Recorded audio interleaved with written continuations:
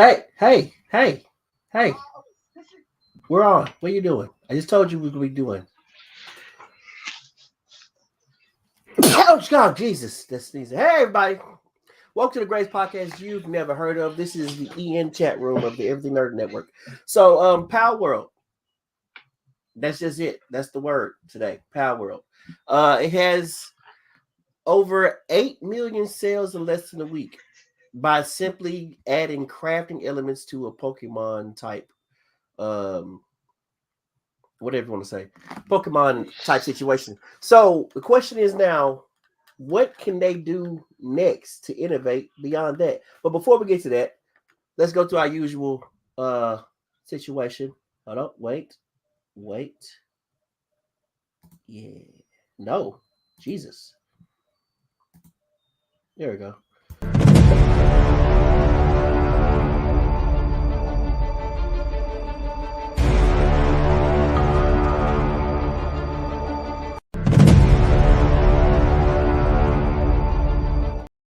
All right, character clash. The first one, Chip. This is just going to speak to your Star Wars heart, and I want your honest opinion about this because I saw it and I got mad when I saw somebody posted it, and I was like, it doesn't make sense. But I want your opinion on it. Luke Skywalker after Return of the Jedi. After Return of the Jedi. So we're talking Mandalorian Luke, not Legends. No, well, yeah, also not Legends, but not Rise of Skywalker and the Last Jedi Luke. Not that Luke. Thank God. Not so cool head Luke. No, not him. When he was still practicing he's a practicing Jedi. Before he walked away from his religion, a practicing Jedi. Okay. Versus Mace Windu, Revenge of the Sith. Mace Windu. Who wins that fight?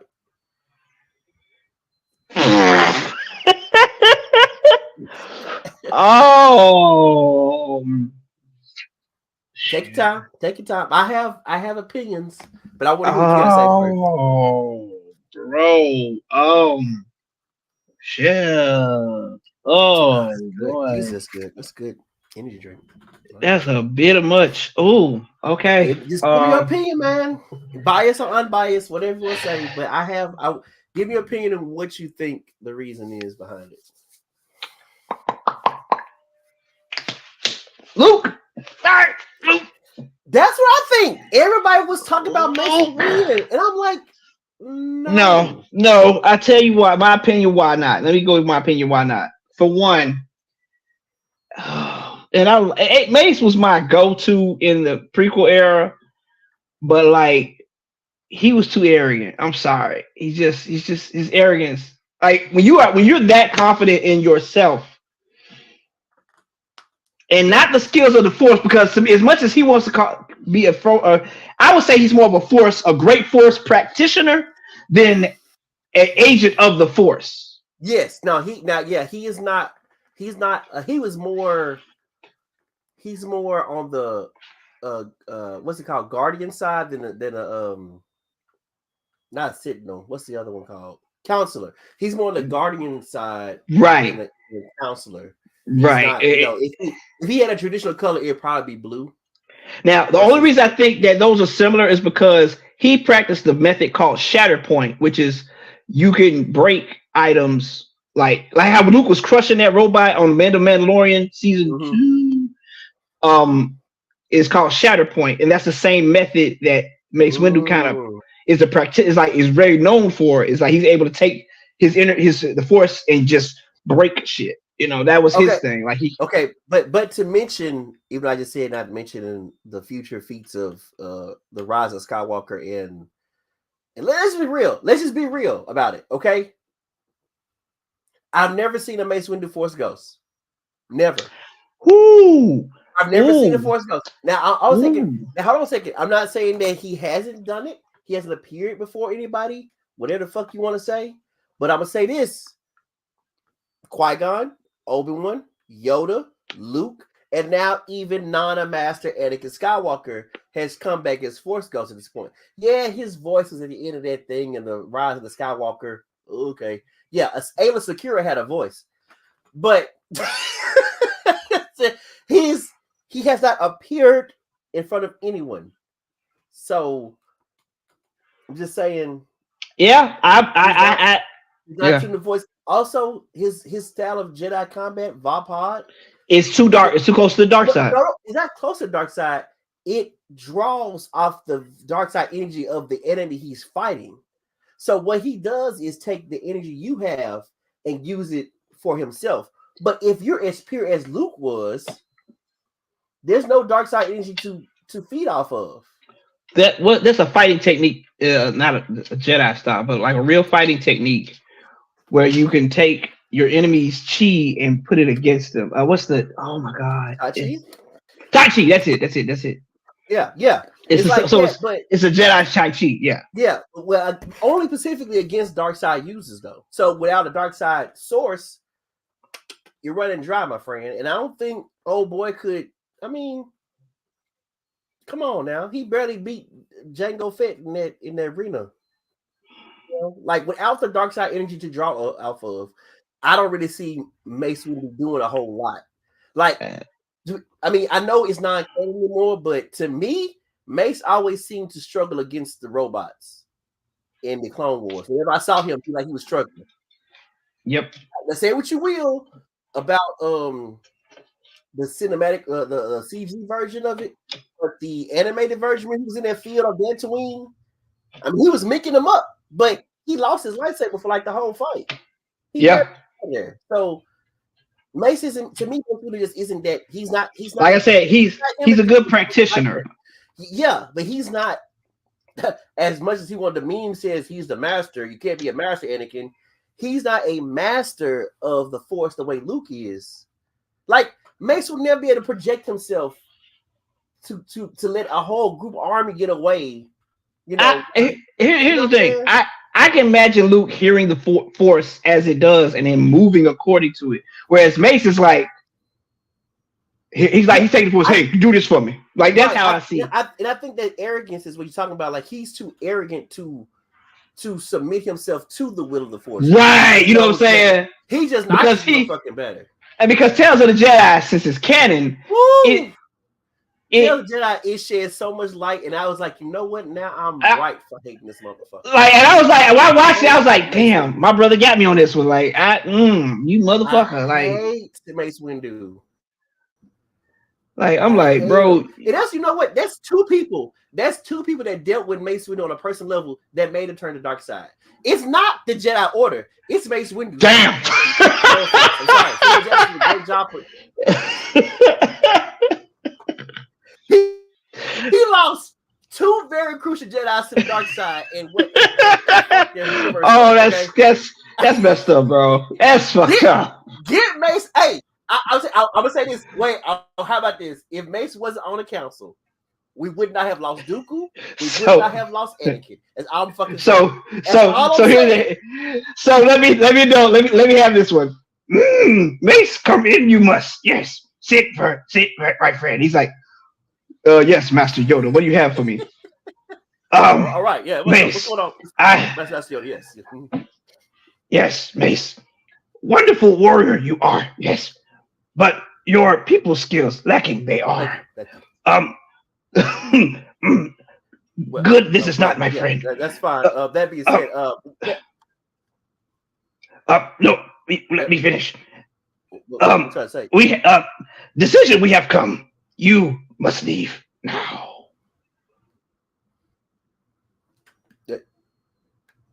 Leave what?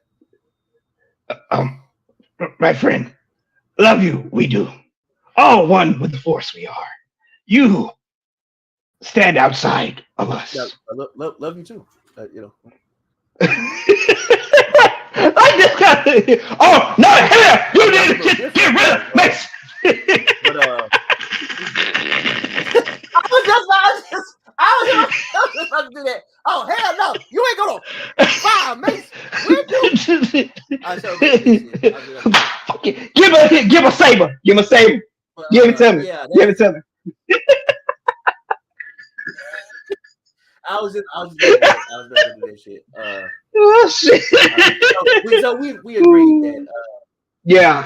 Like I can't as much as I used to not care about Luke, but like when I saw him comparison to the end of Mandalorian, I was like, he bodied that whole robotic crew just like, and he was just moving with the Force. I don't know if Mace could have done that with such.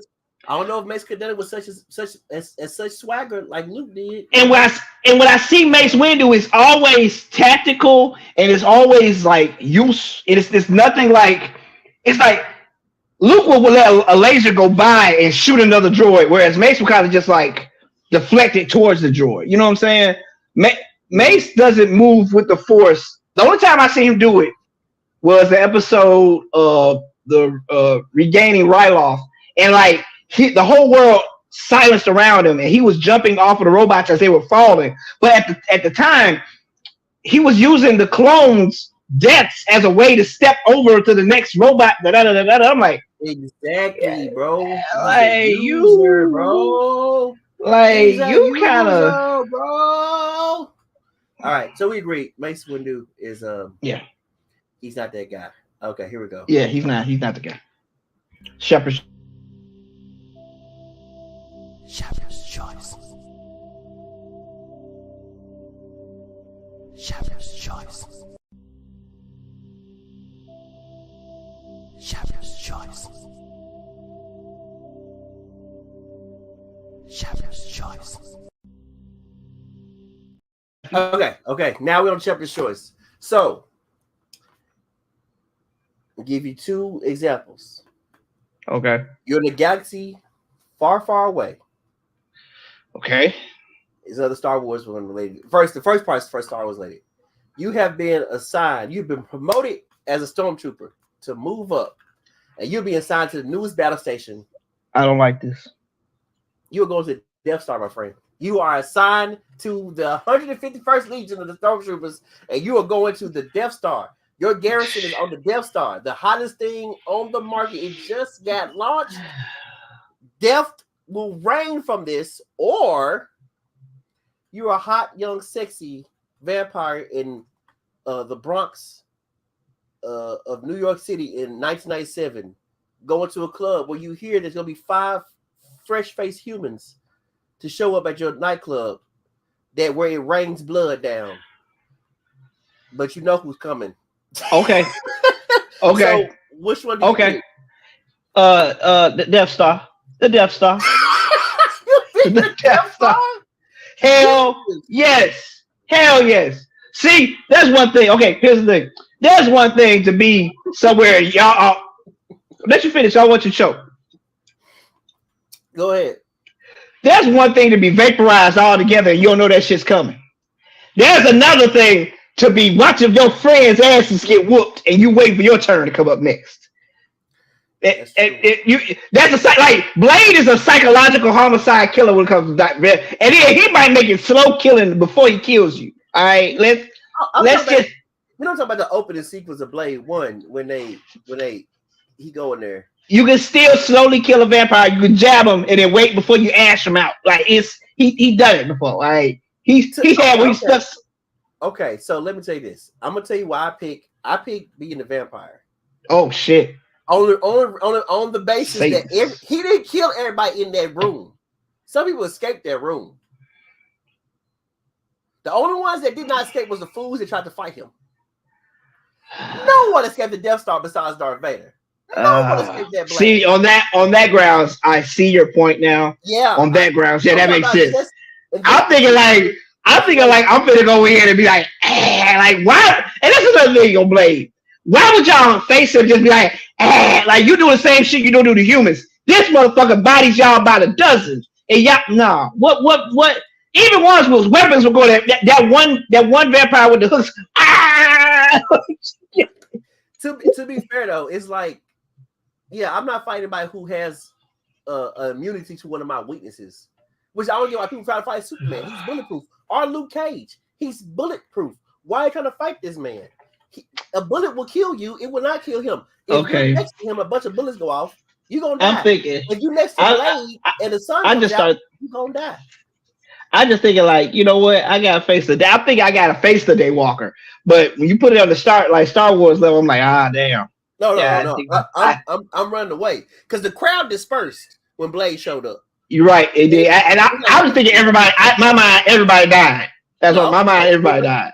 They ran away. So I picked Blade. I'm picking Blade. It's a good choice. You're right. That's a good choice. That's a better choice. Damn, that's a good one. All right. Can't even lie about that. All right, here we go. Ooh.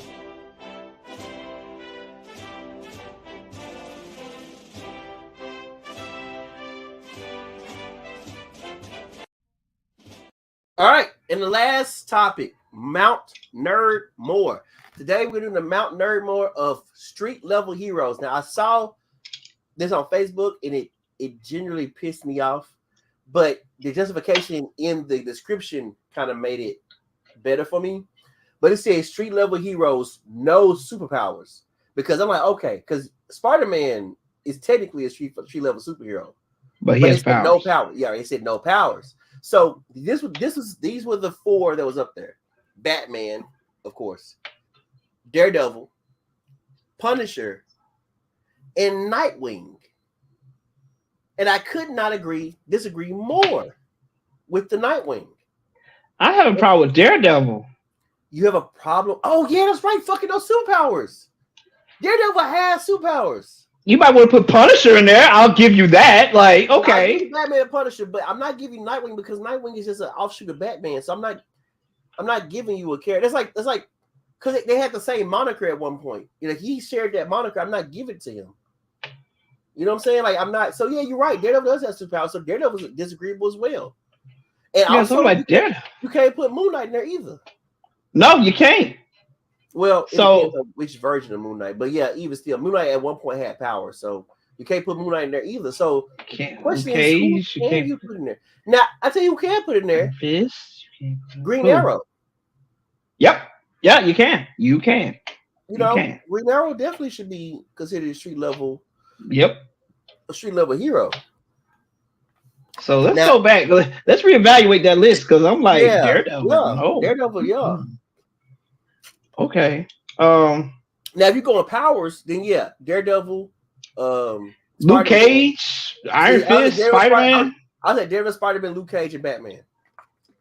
Let's be real. DC does not provide a lot of street level heroes. Nope. Because they too busy being gods of light and right. So they the Justice League themselves, they release full power all together at one moment. They will level half the universe. Let's be honest. Yep. So what was the thing about Green Lantern? They say about the Green Lanterns put all their power rings together. Was the episode of Justice League? They go nuclear, they're gonna blow up like half a planet. No, they blow half a planet, yeah. Yeah, exactly. So they always got doomsday. The Justice League themselves are a walking doomsday. They, besides Batman, have a doomsday weapon inside of them each. So right. They don't provide a lot of street level heroes, but like I said, Green Arrow and Batman are probably the only two I would seriously take from the top, heroes like that. And it's like ones without powers, that makes it harder because then you got to think like, okay, what you got? Who right. Do you have? So yeah, really just Punisher, right? Yeah, Punisher. So I would say Punisher. Somebody. Oh no, well, Shang-Chi, right? He doesn't have powers. If that's the case, then you're gonna put Iron Fist on that list too? No. Because Iron Fist focuses his chi into a fist. Shang-Chi does not do that. He just uses karate. He doesn't use energy. He just kicking people's ass. He does it. He does it. You talking about the movie when he got the rings? Yeah, I mean, I guess that's that's still a weapon, right? Canon. It's not. It's not about the comic. Okay, I'll he's just the world's greatest martial artist. Shang-Chi, I'll allow it. It was a skeptical allow it, but I'm gonna take it. I'll take it. I just don't like it. I'll take it. So Punisher, Shang-Chi, Batman, and Any other street level is fine. I guess, yeah, Green Arrow, yeah. So I guess that's fine. Like, because I can't think of anybody else except for like the Huntress, maybe, or I can't think of anybody else.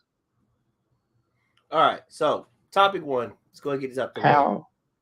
No, talking about the Team and T's last running game may be in trouble. Black Forest Games, person was producing half of his workforce got let go.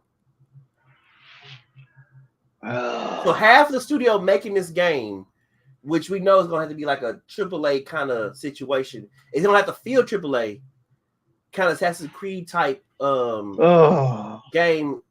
Half the workforce has been cut from 110 employees to nearly 55. So people who are actually making the game, creative directors and managers are safe. So, and also the layoffs could result in extended relations. Yeah, and this is bad. This is bad because I feel the game was nice. It was nice when it lasted. Is it me? Or does it seem like the really cool fucking games I want to come out, the ones I'm looking forward to play, always suffer some kind of shitty delay, and then when it comes out, it's total fucking trash. Yeah, that sounds accurate. It was Redfall. Then it was oh god, Redfall, Jesus. Gotham Knights. I wanted to be really cool. Avengers. It's like all the games that's supposed to be really cool and come out, and I'm like, oh, okay, it's a really cool concept. And then it fucking comes out, it's going to suck. Here's the thing. Anytime the good concept of anything nerd related that goes from comics to transfer to either live action material or a video game, anytime it leaves this medium, executives have to have their hands in it, and they have to because they're investors and and all that crap. Yeah. The moment you have other people deciding to put their hands on this and that and the other, whatever you loved, just let go of it. Just cut it in half. That's the best you're gonna get. At best, that's what you're gonna get. Right. That shit irks the fuck out of me. And it's like we went before this game was announced. We talked about it somewhere on the podcast. How cool. Right where we wanted it would be. Yeah. And now it's like I'm not even gonna want to play this fucking game when it comes out now. I don't want to play it now. I know it's gonna suck now. I know it's gonna fucking suck. And it's like, bro, you laid off the artists. You laid off the you know what I'm saying? You laid off the people who actually gonna sit there and put their assets in and it's like you must not like money. Like, come on, man. Like, god damn. And you know, I tell you, I swear to God, I fucking know what happened too. They got to a point where they didn't really need a lot of people to work it. You know what I'm saying? And they were like, okay, let's just save money, let's lay off half of them, and we'll continue working. I swear to God, I know that it's like an upper management decision. Like, okay, the foundation's here now, we can get rid of the rest of these guys, kind of thing. You know what I'm saying? I promise you that's what fucking happened. And it's gonna suck because, yeah, the foundation's there, but when you keep the people on who's been putting the foundation in, it's gonna be fucking amazing. But I know it's gonna suck. I just know it's gonna suck now. It's like, you know, like we were kids and we used to like this generation's the generation of nerds now, they've been spoiled because, you know, like we used to pine for like cartoons and video games and movies of these things. Like when we go to Blockbuster and we see an X-Men game, we be, oh snap, they made a game of X-Men on Super Nintendo. Let's get that. You know, let's play that for a week or whatever. Right. And it's just fucking, like every fucking crumb of it. Like we would look for any kind of thing.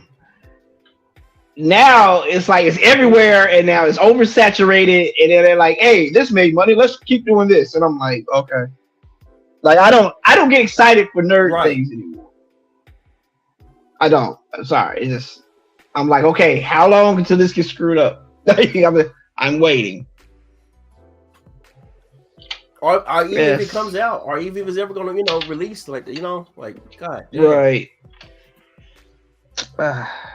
Yeah. Que sera. It is what it is. Okay. So here's the thing. You know, Killer just shared that video of The Perfect Dark. I saw the trailer. The game is coming out, right? Right. I saw the trailer. Now, this is my take on this right here. Here's my take on this right here. I've never seen a video game franchise give me so many second chances in my life. No offense to Perfect Dark. No offense. But honestly, why is it still a thing? Why is this franchise we keep fucking coming back to try to make it a thing? I don't get it.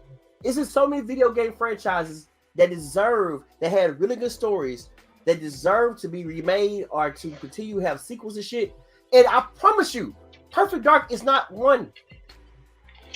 Perfect Dark had his game. It was a pulp hit or whatever on the 64. You know, it was fun. It was a good. It was good to made GoldenEye. It was right. fun. It was Rare. That's the company. It was fun. I just don't understand why the fuck we keep coming back to this franchise.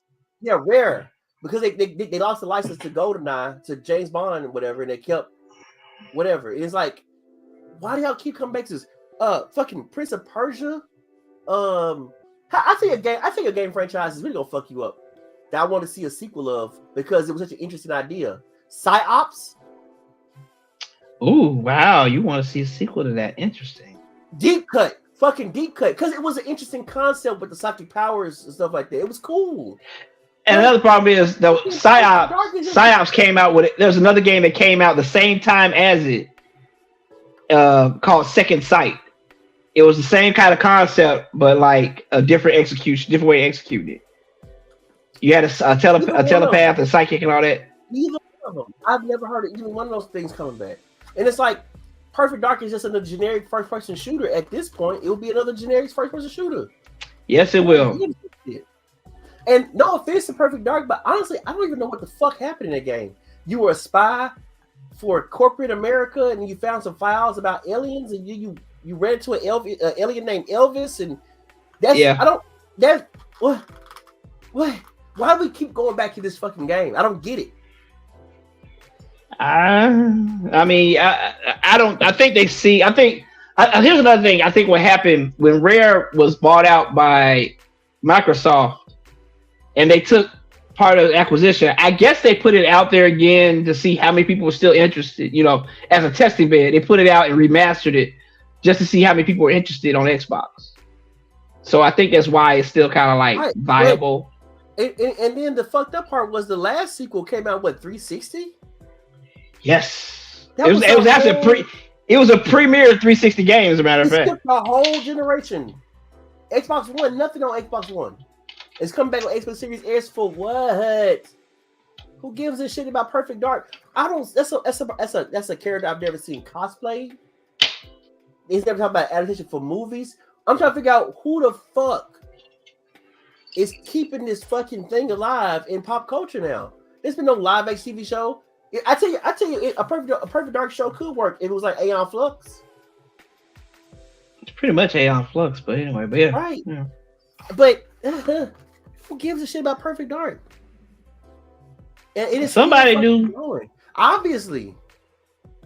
I mean, I don't know how I'm gonna feel about the game itself. I mean, I love first-person shooters, and actually, I love Perfect Dark. I enjoyed Perfect Dark. It was pretty fun. I really thought, like in my head, I already thought Perfect Dark and Halo could have married each other in the same universe. I think that could have worked because so the whole future and aliens thing. That could have worked. Like, you know, Perfect Dark was the spy version of Halo's universe. I could have seen that working. Like even like if you look at the images of Perfect Dark on the original game and then look at Halo. The Halo 1 Combat Evolved, it looks like the CG, the graphics are married to each other. So I mean, it would have lined itself up perfectly to me.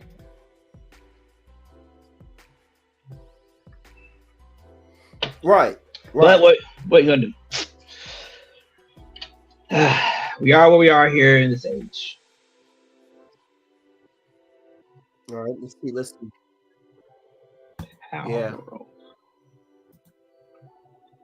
I agree. So what is this? That's it. Okay, so Palworld. Okay, Chip. So I think I told you a little bit about it in the text, group text. So Palworld is pretty much Pokemon meets Ark Survival. Ark is a crafting game in general. So here's the thing. I normally hate crafting games. All right. Okay. I normally hate it with a fucking passion. And you know, because I be getting on Dom's ass about it all the time. But the thing I hate about crafting games is that I spend so much time. Okay, yeah, you're right. The thing I hate about crafting games is I spend so much time, you know, building shit. You know, going to get the rocks, going to get the trees, going to get the resource management. Right. Because when you unlock a new technology that needs like 1,000 or 200 rocks, you like, I got 20 in my inventory. Like, God damn, it makes you not want to fucking play the game. In Palworld, it feels like a job just to play the game. Right. In Palworld, besides collecting them for your PAL inventory, PAL index, or whatever like that, you can have a base camp, and your pals can work the land around your base camp. So you can give them a thing of rocks. Oh, listen, I know. Hold on, stop. You can give them a rock quarry. You can give them some trees that never go away, and they can just mine and cut the rocks down and shit. You can get a little ranch, and the ones who have like wool and they're kind of soft and stuff. They shed their wool for you, so you have a bunch of wool and fabric and shit like that. Okay. Shut up. I'm just saying. I know it sounds like Eric argues also with slavery, and I was like, I do not agree with that at all. I was going there. And I said, I feed them. You gotta feed them too, so you gotta have a little thing for food. So it's Tamagotchi. It's a Tamagotchi slavery. Got it. Okay, got it. So I mean, they make their own food. They put in their own feed thing. They feed themselves berries. It's not slop. It's vegetables. It's organic. It's holistic. So when your Tamagotchis get together, they be like, well, home and stuff, home gonna get it, home go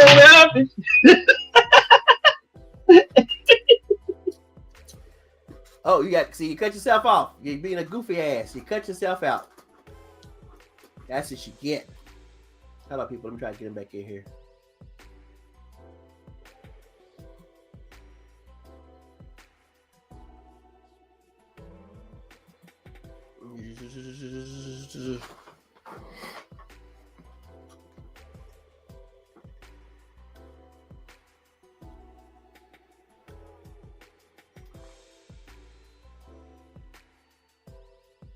Oh, there you go.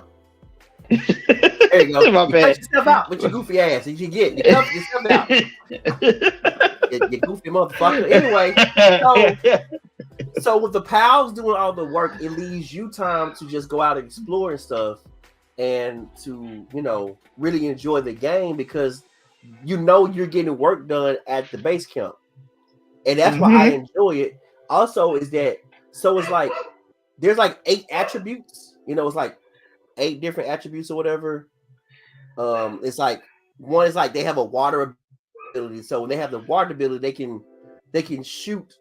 They can turn the water wheel or whatever that grinds up rocks and stuff like that or whatever. Or they can do the thing that makes the wheat. You put the wheat in there to make flour. So it's like a fire person.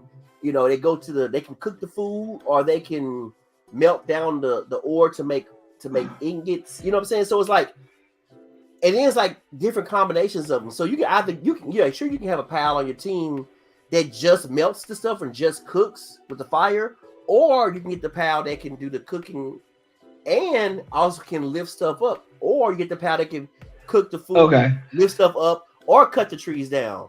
So it's so it's exciting to get the new, not only because you're getting a new creature, to find out what new combination these things can do. So it's not slavery. It's slavery. It's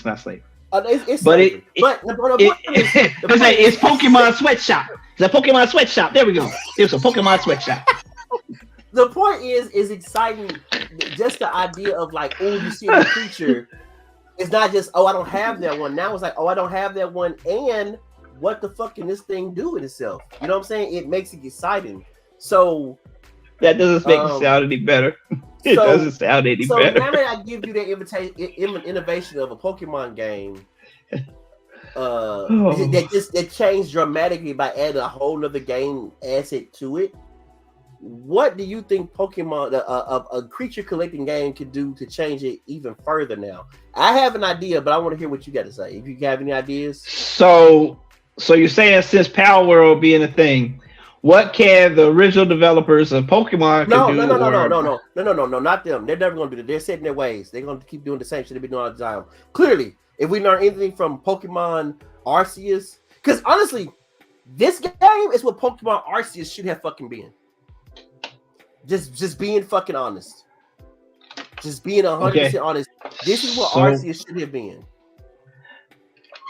So you're asking then what can be innovative next level?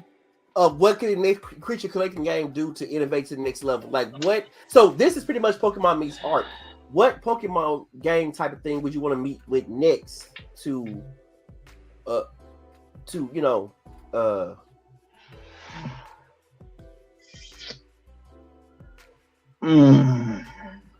like what other genre could it cross with to make a newer thing? Like, is it just specifically creature collection or crafting? What we talking about? Another creature collecting type situation where you can implement the creature's special abilities in a new and exciting way. Fighting, crafting.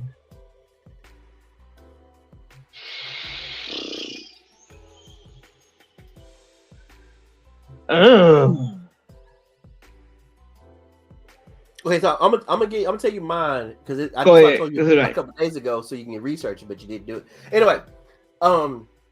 So think an open world sandbox game in the eyes of like Infamous, or but think Infamous plus Metroidvania plus creature collecting. Okay, now obviously it can't be like hundreds of creatures, but a good 20 or so. You know, think of it as like a thing where it's like these 20 boss fights around this open area, and you have to go defeat them, and you absorb their power, and now it opens up new things. It's kind of like Infamous Second Son, but sound like Mega Man. It also is a little bit of Mega Man. It's like a Mega Man cross with creature collecting, cross with open world sandbox game. And think Infamous Second Son, but instead of like, you know, Second Son kind of like you still move the same except the effect look different. Now it changed the entire way you move. So like if you start off with one power that's like you're wall running and something like shit or whatever like that. I think of something, but now you go just straight up flying now. You know, like it changes completely how you move. The transversal changes, everything changes based on what creature you're using or whatever. Well, then here's this. So you talk about creature collection. Then what if we did like? Okay, then what if we did it like you remember Pokemon? What's that game?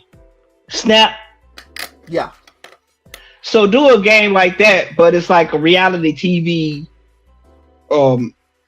safari show. Like Steve Irwin kind of thing. Like you go out there, you gotta try to manage your life, you gotta try to survive chasing these monsters or chasing these things. Wow, that would be really like cool. Kind of like what's that game? Monster Hunter, but you don't have any weapons to hurt the creature. So then you talk about like a kind of like a slight, like not amnesia. The game with the horror, the asylum. Outlast. You think like slightly? I know it's not that scary, but you talking about slightly like a survival game, first person. Outlast. Right, like like you. That would fucking rock, yeah, because it's like you need photographic evidence of these creatures or whatever like that, or a dragon or something like that, or you know, or like a alligator that lives in the water and it's 30 feet long or whatever, like, you know, just this huge thing. So you just gotta, you know, you gotta snap and capture for your viewing or whatever. And then if you're not careful, it can kill you. You know what I'm saying? Like that. I think that'd be kind of interesting. It's like a game. That would be really good, interesting, or even more so. Have you ever seen that video game where it's like you gotta take a picture of something and you use the picture to like solve a puzzle. You know what I'm talking about? Like if it's a picture, like you gotta take a picture of stairs, and you take the picture of it. You can take the picture, like a Polaroid of it, and it place it somewhere, and now the stairs will appear in the real world. You heard that game? I think what you're talking about. Yeah. So a situation like that, where like you take like take a picture of a fire creature, and then you take the Polaroid or whatever, you capture the essence of it, and then unleash it in another area to like burn down something. Yeah, that sounds kind of cool. Like a puzzle thing too. Like you can use it as a puzzle way too. But I like yours too. I like the survival like management situation. Yeah. Like you had to ration your food out and stuff like that or whatever. That'd be really cool. Yeah, that would be dope. Either a horror situation. I think it worked really well in a horror situation. That's what I was thinking. I was thinking like a Pokemon horror game kind of vibe, like Yeah, that would be really dope. That would be really. Yeah, I was like, okay, I see you going with this. Yeah, that makes sense. We did this, but Palworld seems just weird. Like I'm like, really? Like it sounds like it is weird. But also it's weird. The last game that made me feel like this, that I was excited about, the newer creature to find was Slime Rancher. I was all over. Oh yeah, I remember. Yeah, that's the only game I've played like that, where it was like about, because it's like it's considered one of those cozy games where you just kind of take it easy. There's no death stakes, and you kind of supposed to farm up the creatures and have a little area. Like I've never played Stardew Valley, the other one, the older one, the one Stardew Valley was inspired by. In Japan, it's called Story of Seasons. Harvest Moon. I never played Harvest Moon. Yeah. I wasn't big, but Slime Rancher, I was all over this shit because it was kind of weird. These little slime jelly things, But I'm all over Palworld, bro. I am addicted to this. I fucking hate crafting games, but I don't consider myself really crafting because, to me, it's like almost like an item shop. You just go buy some more items when you need it. Yeah, like in Legend of Zelda. To me, it's no different than going to a shop and buying a bunch of potions than me going back to my base and getting all the fucking stone out that I need and all the whatever. Like it's to me. I just hear slavery. That's all. I just like it's well, man. You know what? Take it for what the fuck you want to take it for. The game is fun and I like it. And also, I mean, it's kind of cool. Like, because what I hated about Pokemon was also the battling aspect, picking every fucking thing they did. It was annoying. I'm gonna say this. I will say this. Every time games like this come out and they gain traction, we lose something in gaming. Think about this. Every time that we gain a new aspect of okay. Before, Call of Duty and Halo were the benchmarks for team deathmatch playing. Now, after PUBG came out, then Battle Royale, everybody had to have everybody. Then Fortnite, then every game, so forth and so on, became that.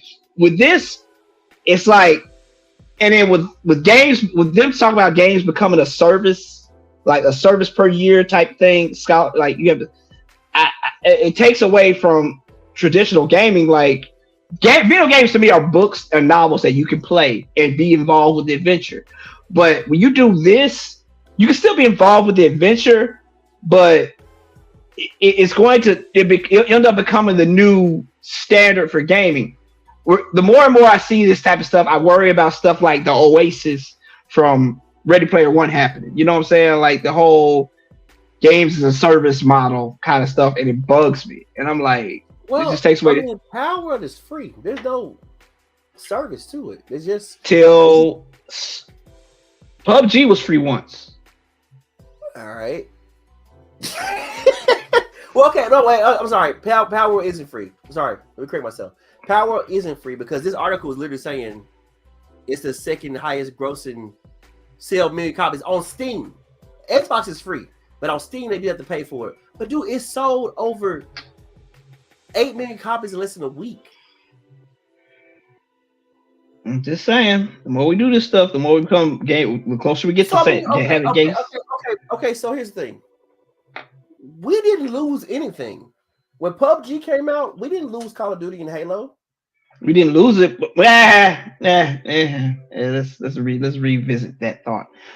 did we lose it? Did we lose the things that we loved about Halo and Call of Duty? Yes or no? And I'll be quiet. Did we lose? Okay. Let me ask you this: Was that because of the new introduction of the battle royale system, or was it because the studios kept changing hands and then it just got shittier? I'll give you a third one. It's just predatory practices. No, I know I'm not taking that. Cause okay. So your argument is that the narrative, dude, great storytelling hasn't gone anywhere. There's still video games with great stories to tell. It's just not in the AAA gaming space. It's not. It's just not. There's still games with really good stories to play and shit like that and like that. And honestly, single player experience haven't gone anywhere. Spider-Man 2 came out last year. Baldur's Gate 3 can be still enjoyed as a single player experience, even though they have co-op versions. Starfield came out last year, even though it have much of a story, but you can do whatever you want and make your own narrative and shit like that. There's still single player games that are enjoyable to play. It's just, I mean, I'm trying to, I understand your book analogy, because in this situation, this is not a book. This is like an open page where you know what? If a great narrative is a good book, then Palworld is something akin of like a sketch pad and a bunch of pencils. If that makes sense. This game is what you make of it. It's not narratively. So, yeah, I'll give you that. It's a canvas that we are. Right. It's not narratively satisfying, but it is still some enjoyment of sitting down and just taking your time to do this thing yourself. Well, I guess because I'm more of a traditional, linear gaming type of, gamer. Yeah, I like my stories. I like to what's a better word? I guess I like to immerse myself into those universes. But a universe where, because I remember when you tried to get me to play Team Deathmatch, and you just, man, it's like a mission every day, and I just be like, nah, I can't, because I want to play the game, and I was just like stuck on playing the campaign. I didn't care about the Team Deathmatch. I didn't care. And then I played it, and I was like, damn, I like the competitiveness of it. And I got involved that way. Yeah. But like, it's like when you start doing things like for me, as soon as you give me free reign to do whatever I want, I feel like I'm lost in the game. Like I just like the experience of the game has to be so immersive to me that I just lose track of all like the closest thing where it was like that for me was, and it was still a linear story, was Mass Effect. And like I remember that one time, the first time I played it, and like, I played a little bit, and then I was in college, and then our mother worked at night. I went back in and played it again, and did not realize how much time I had spent. My mom came back home, and I was still on the game. I'm like, oh shit, like I can go to bed. Like, I mean, it wasn't like I had to go to school or anything the next day, but I'm just like, oh shit, like I didn't realize how much of my life I spent into that. That's the kind of gaming I'm talking about. Whereas Palworld, I don't know how much. But the Palworld draw is, what's the next creature that what can he do next? Or I gotta make myself stronger so I can catch that new pal I forgot, or I gotta conquer this dungeon. But whereas you're talking is just like a book, it's like, like for me, it's like in the drawing comparison, Palworld is like, I found a new pen I can pick up and use, and this one paints blue and black at the same time. And like, the next pen is now pink and green at the same time. So it's like, what pen can I find next to help me colored in this book?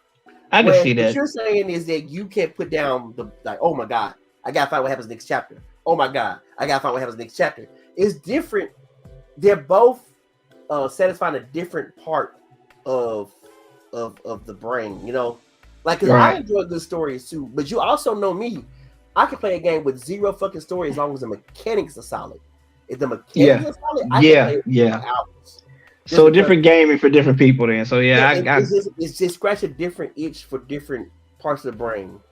Like I know my boy, whoever claims me as his boy Yahtzee, I know for a fact he's not going to enjoy Palworld because it's not narratively satisfying. you know, on the end. But at the same time, he did get sucked into the game with the cute Animal Crossing, the most recent Animal Crossing game that came out during the pandemic. He was all over that one. So you never know.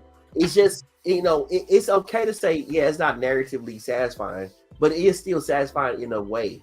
Because it's still like the draw of, I don't want to say it's like gambling, but it's kind of like exploration. It's like, what's going on next? What can I find next in the virtual world?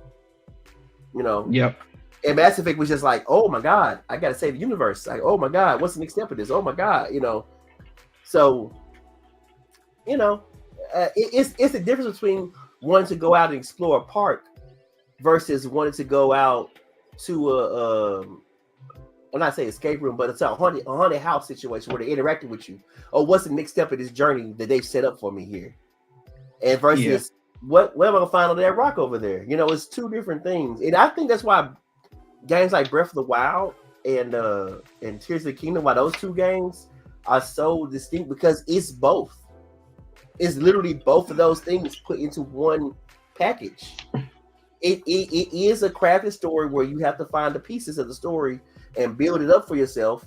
But also, what the fuck's going on over here? You know, like, what side missions can I find and what can I do? You know, so Breath of the Wild is a, you know, giving prospect to Nintendo. Because I don't think I found a Breath of the Wild killer yet. But for a fact, Palworld is definitely the Pokemon killer. I'm sorry.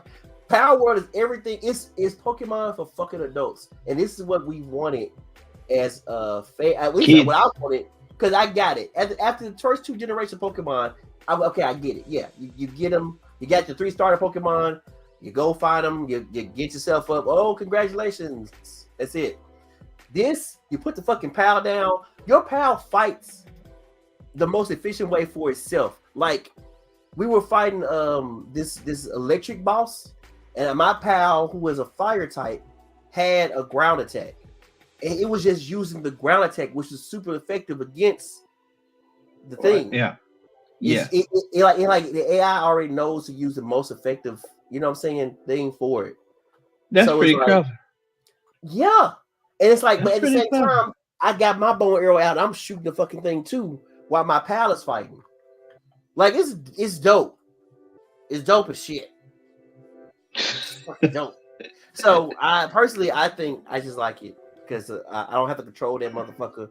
But also you can though, because if you get on the saddle and ride them, you can control the exact movements while you're on top of them. Yeah, okay.